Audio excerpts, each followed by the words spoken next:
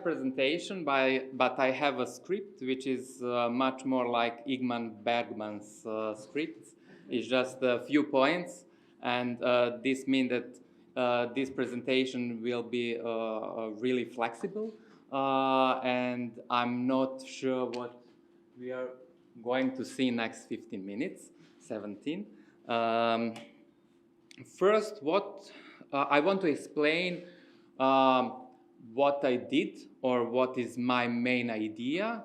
I have been researching utopias for 10 years, and it was really difficult to pack it in a PhD thesis to find a focus and also to try to do it on some contemporary way, because I'm not looking at the utopia as a blueprint, as Thomas More idea of some imaginary island, but I'm looking about utopias on the, something between the reality and imagination. And I believe that in idea of Darko Suvin, how he explained the process of utopian imagination through cognitive estrangement, that he's presenting the things which is known for us on unknown way or unusual way.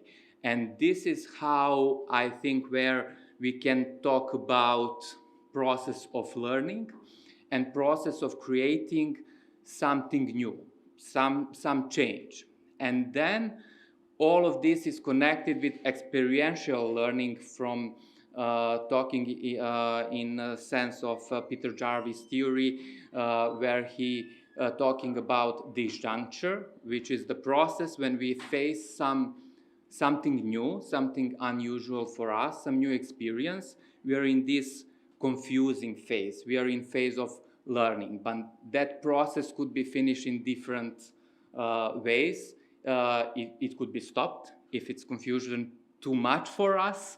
We are run away from the process of learning, or we can learn just some simple skills, or we are in a process of reflective learning. And I'm believing that utopia, and the first results in showing that, changing our perspective and also brings us into the immanent process of critique, and teach us how to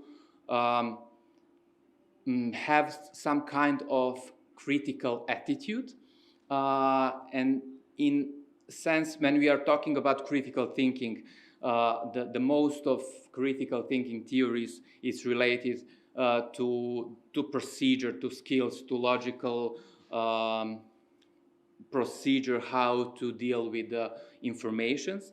But contemporary theory says that we need to have also dispositions for expressing or to be open to learn these procedures.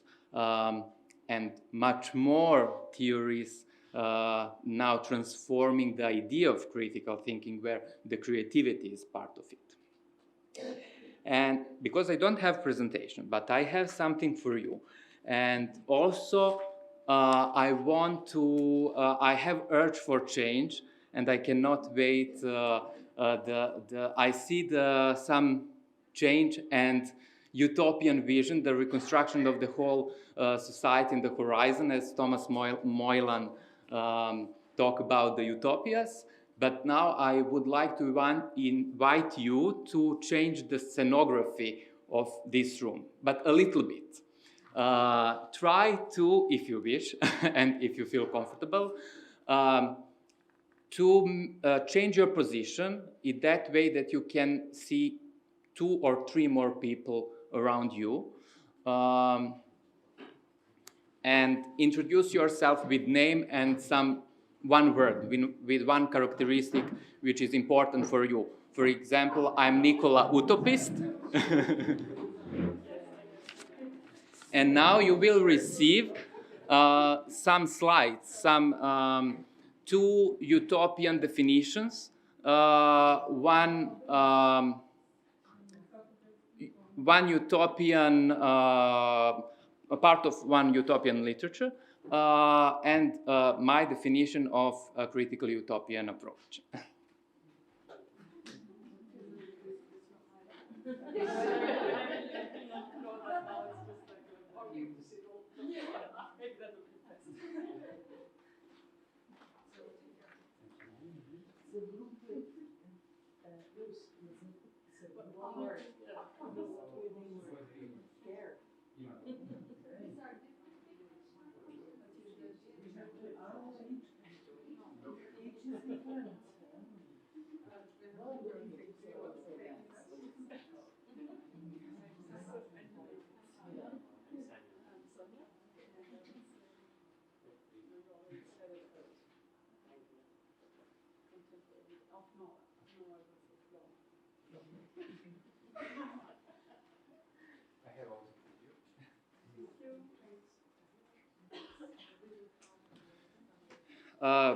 There is 4 inputs, and now you need to find all of them somehow.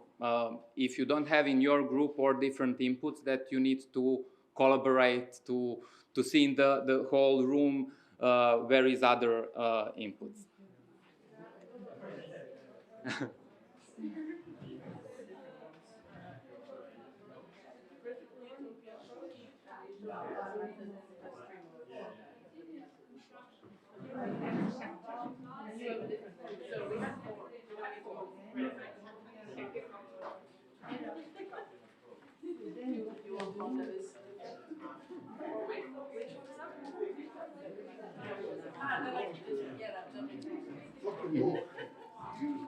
Oh, okay.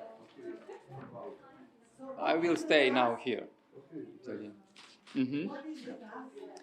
The task is to find 4 different pieces for one group.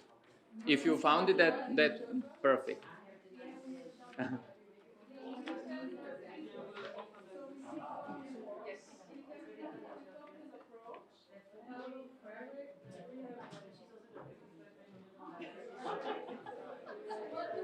Yeah, yeah. Mhm.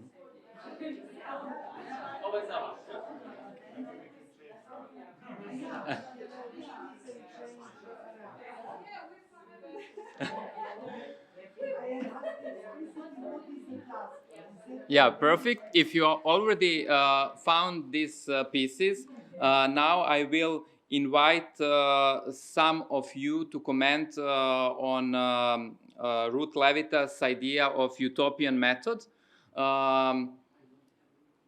and who found that piece, and who would like to comment on that. It's more than welcome. I have it, but I don't know if I have comments on it. Okay. Utopia as a method, first an archaeological mode. It says it's about piecing together the images.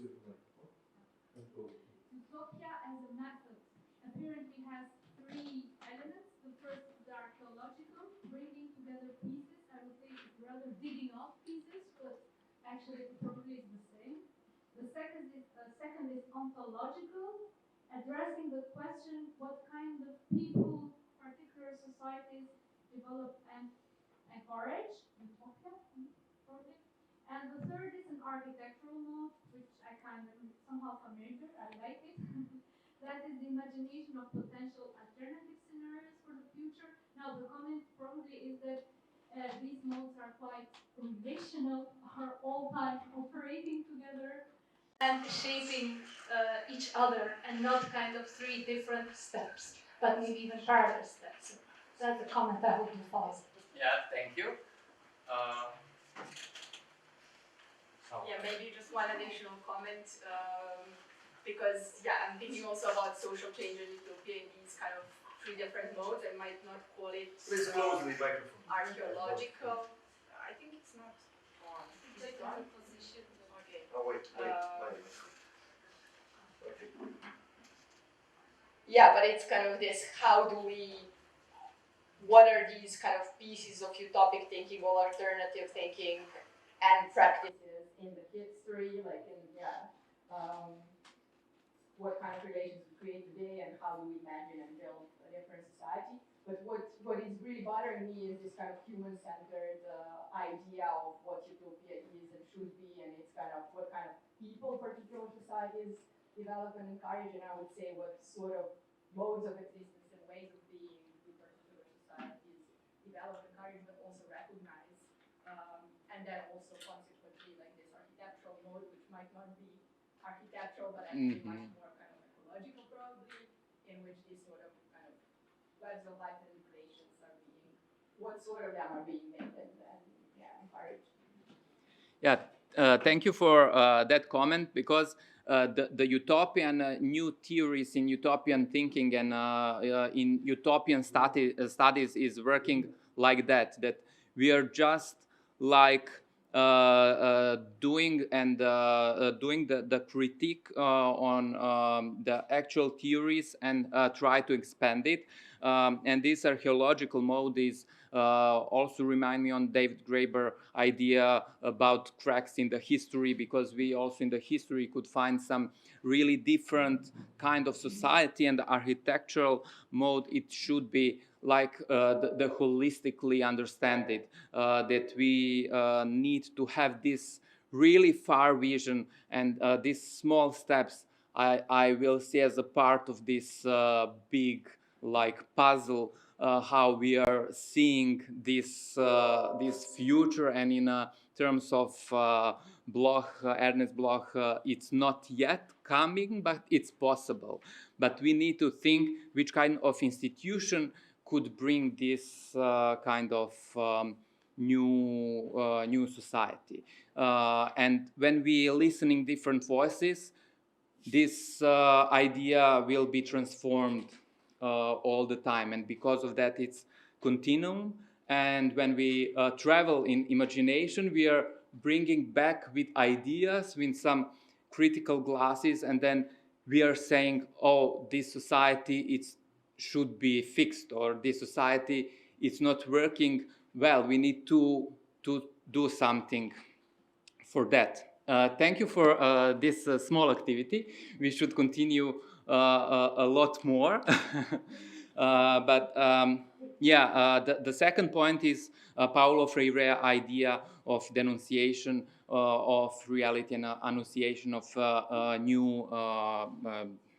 new transforming potential of action. And also in this critical utopian approach, I'm started from some already written utopias, but then I went few steps further and asked people to build their own ideas and change first some small everyday things like housing, how you imagine housing, how you imagine not only for you, but for now the whole society. And then we read some also theoretical texts like kitchenless houses, which is idea in 80s coming from the USA, how it's transformed the domestic work. If you don't have a kitchen in house, how the life will look like, how we organize this kind of life.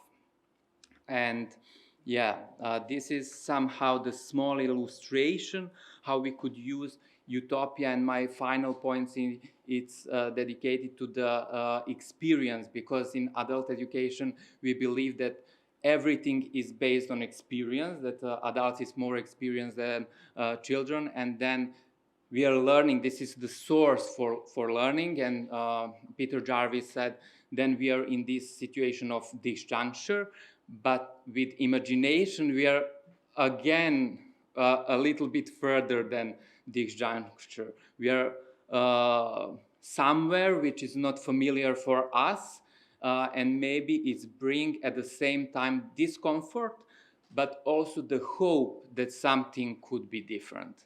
And with this educated desire, which is also Peter Jarvis after explaining in his book about society, we are building some, and I think it's important when we are starting some trainings not just ask people what is your expectations, but what is your desires, what is your hopes, because then we will see the differences in our societies, and maybe then we will discover that our society it's not just for everyone, and then we will try to reach the some consensus or some ideas how to change something to fulfill all of desires and hopes.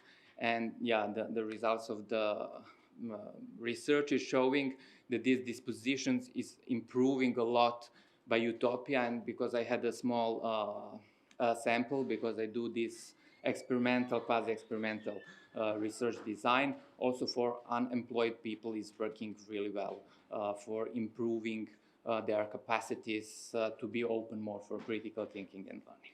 Thank you.